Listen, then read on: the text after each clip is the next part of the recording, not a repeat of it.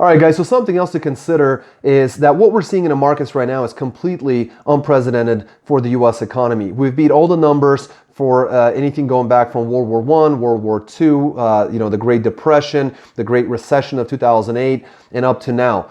Those numbers are, like I said, child's play in comparison to what we're seeing now and what we're going to see developed into the future. Now, what did the presidents do back in those days to help, offset the losses and correct the situation? So in order for me to understand that, I had to go back a little bit in history. So let's take a look at President Hoover. President Hoover was the 31st president of the United States from 1929 to 1933. And he was there during the onset of the Great Depression. He was the one who created what's called the RFC, or the Reconstruction Finance Corporation. Basically, they were there to provide loans to businesses, to small businesses, railroads, banks, financial support to state and local governments in order to basically continue wages going, continue the flow of jobs and labor. And that was followed by FDR, Franklin Roosevelt, Delano Roosevelt, FDR, from 1933 to 1945. By the way, the only president in the United States history who served 4 terms. And he's known for the New Deal, which again was, cash infusions for different businesses, for, public works projects, financial reforms, and relief programs, recovery, basically for the Great Depression. And he was one of the most favored presidents, one of the U.S. favorite presidents, at least at the time. And you see a lot of folks still remembering the days of FDR. He was followed by President Truman from 1945 to 1953, who created NATO and who ended the World War II by dropping the atomic bomb on Japan. During that time, there was a lot of also recovery time going on. And, that was followed, President Truman was followed by President Eisenhower. And Eisenhower is really where I want to focus on, because this is, we're in a very similar situation. During President Eisenhower's time, we were still trying to recover. So we're talking 50s and 60s. He served from 1953 to 1961. And what he is known for is for building the U.S. interstate highway system. Now, why do I bring this up? I bring this up because President Eisenhower believed that if the USSR was to attack the United States at that time, we needed strong roadways in order to be able to move throughout the country. Basically, the arteries that we have throughout the interstate system throughout the United States. Why is this important? You may have heard President Trump recently talking about infrastructure and our need to rebuild the country. Who knows better than truckers how, the shape that our U.S. roads are in, right? Bridges are falling apart, roads are in terrible condition all over the country. The reason for that is because you may have heard of MAP 21. It's basically an act they've been kicking the can on that for years and years and years, and it stands for moving ahead in the 21st century. The President Obama made some headway there, but it never actually went into effect.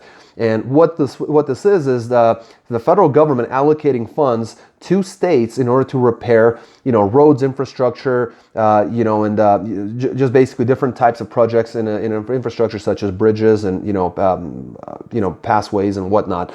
And basically that never happened. And the reason the roads are in horrible shape is because states don't want to allocate money in order to rebuild the roads, because if they build everything and the federal government does come through with money, they're going to say, well, listen, everything's built, you've done a great job, you don't really need this money. And so that's why we see states doing patchwork and doing repairs here and there, because they're really wanting to spend the federal money versus the state budgets. Now with President Trump, what he's talking about is we need to focus on infrastructure, and that is going to not only repair the roads and bridges and tollways and everything else in the country, but that's going to provide the labor that's super necessary in order to keep the economy going. Very, very similar to the times of Eisenhower, very similar to the times of Roosevelt and Truman.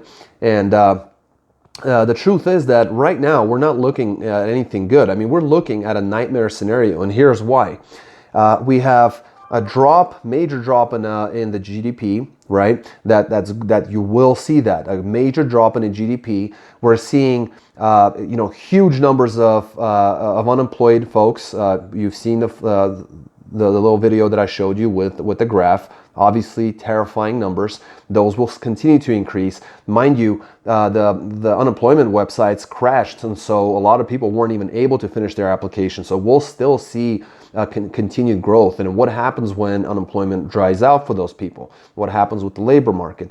And finally, 3, we're seeing a hyperinflationary period because the United States is dropping a ton of money into the economy, propping up small businesses, propping up the people while they're staying at home, giving them money. And what's happening is that a lot of those loans that are being provided to businesses will be forgivable loans if done properly. So what's going to happen is that money's not going to come back to the economy, and that will create further inflation, which is referred to as hyperinflation. And in time, that will devalue the US dollar because the US economy is based on a faith system. We're no longer in the gold standard for many decades. And because of that, what's going to happen is that our credit rating as a country will drop, as it has back in 2008, 2009.